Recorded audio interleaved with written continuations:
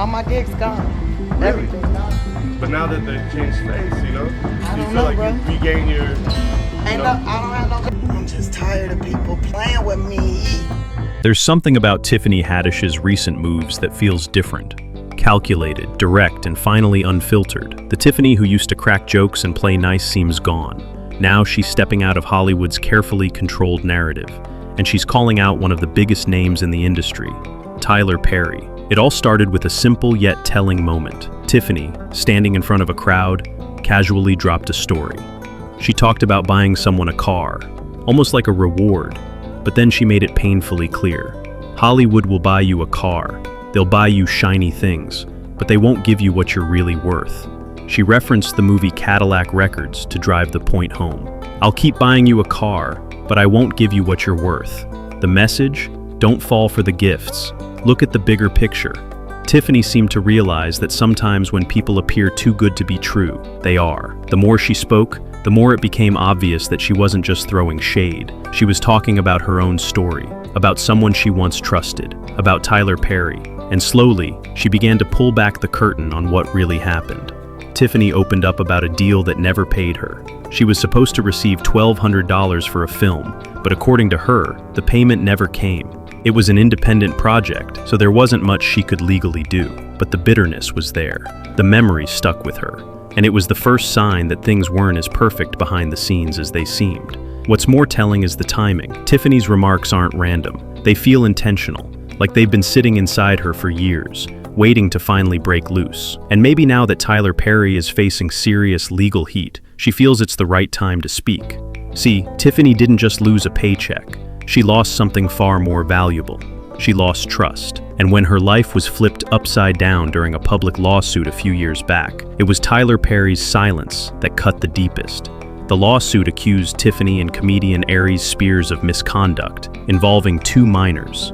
Tiffany denied everything, and eventually, the case was dismissed. But in Hollywood, sometimes accusations are enough to end a career. Gigs vanished, opportunities disappeared, friends distanced themselves, and someone she once thought of as family, Tyler Perry, never reached out, never defended her, never stood by her side. In her words, "I lost everything.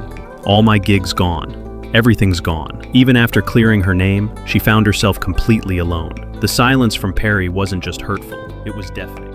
But this wasn't an isolated story. Monique, another actress known for speaking truth to power, had been telling everyone for years that Tyler Perry isn't who he seems.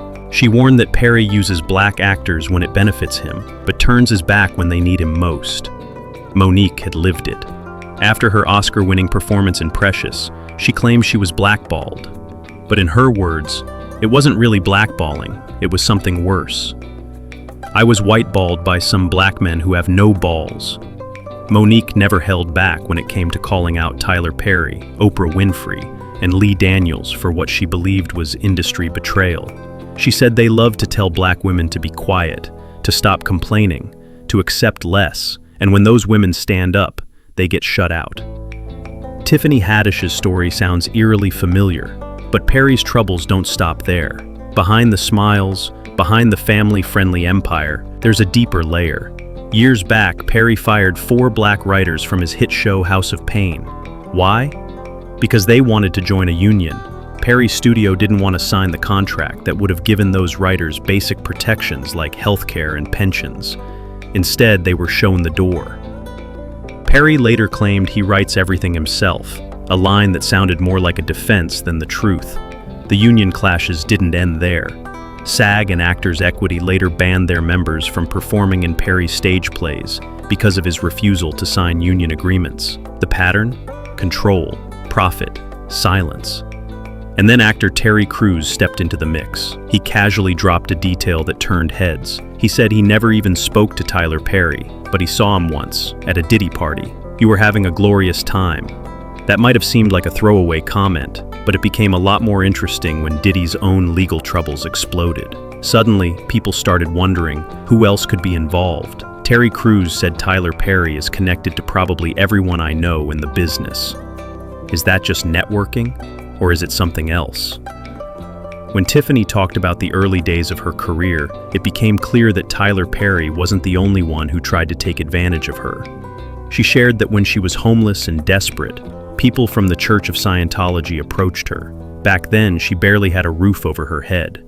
She told herself maybe this was a lifeline. She took a few courses, unaware of the deeper intentions. Then they offered her what sounded like a deal. Stay here, we'll pay you $50 a month, and you'll have a roof over your head. They took her to the barracks, bunk beds, communal living. She says, "I don't do bunk beds." That moment flipped a switch in her. She tore up the contract and walked away. But the timing is strange. Tiffany's Scientology experience has subtle links to actress Jada Pinkett, who's been tied to the church before. It seems like Tiffany was being targeted because she was vulnerable, isolated, and easy to manipulate. And Tiffany isn't the only one whose rise to fame came under fire. Comedian Cat Williams stirred controversy when he publicly questioned Tiffany's success. He said she doesn't write her own jokes, hasn't proven herself with a comedy tour, and accused Hollywood of forcing her into the spotlight while ignoring comedians like Monique. Did you think she wrote Girls Trip? Or do you think they handed it to her?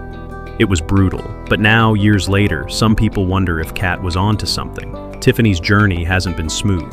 Her recent behavior raised eyebrows, especially after 2 DUI arrests. The most recent one, Beverly Hills, early morning, car stopped in the middle of the street. She reportedly fell asleep behind the wheel. Hours earlier, she was on stage, performing at the Laugh Factory's Thanksgiving event.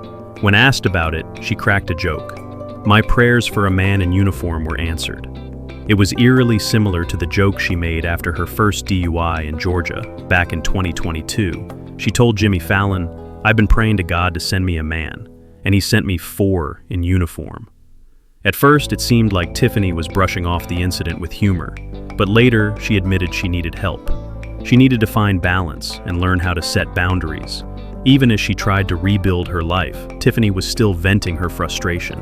She went live on Instagram in a raw, emotional video that lasted almost 22 minutes. She wasn't hiding anymore. She called out people who take advantage of her kindness. She warned that she wouldn't work for free, not anymore. Some fans believe she was taking another shot at Tyler Perry. It's not hard to connect the dots. Perry's studio had problems going all the way back to 2008, when he fired those black writers from House of Pain. The Writers Guild of America West filed a complaint. Perry's team said the firings were about quality, not union busting. But fans aren't so sure. The cracks in Tyler Perry's carefully polished image are widening.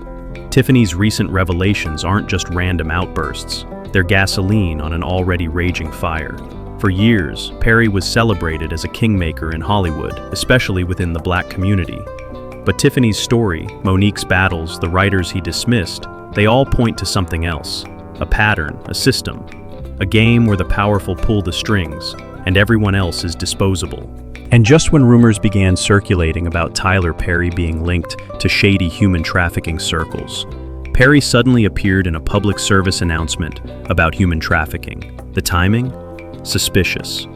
Some fans can't help but question whether he's trying to get ahead of something, trying to craft the narrative before someone else does.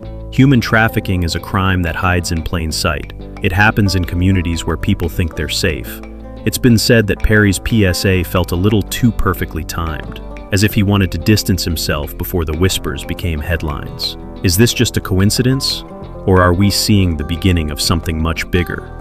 Tiffany Haddish's story may be the spark that lights a fuse. Her message is clear. She's not going to stay quiet, not going to keep playing Hollywood's game, and definitely not going to keep pretending everything is fine. The glossy image that's been sold to fans for years is starting to crack.